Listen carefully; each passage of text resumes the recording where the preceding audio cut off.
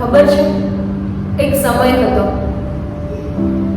એકલતા મને કરડવા દોડતી હતી, પણ હવે તો જાણે એ આદત બની ગઈ છે.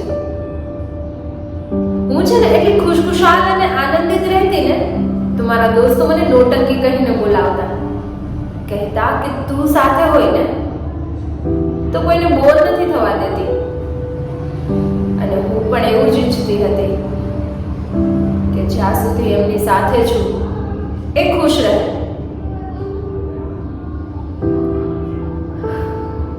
પણ મને ક્યાં ખબર હતી કે બધાને હસાવવા વાળી જોકર જ એક દિવસ ખુદને નહીં હસાવી શકે.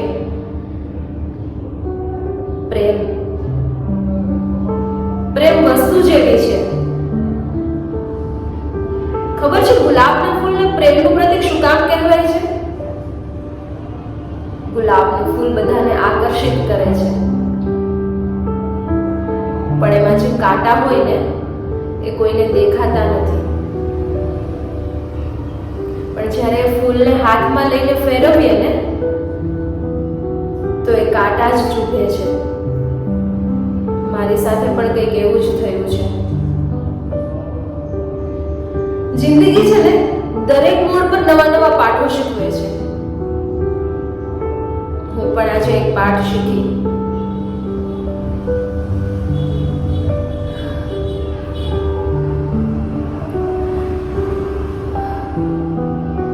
પણ મને ખબર છે કે આનંદિત અને ખુશખુશાલ રહેતી છોકરી પાછી જરૂર આવશે.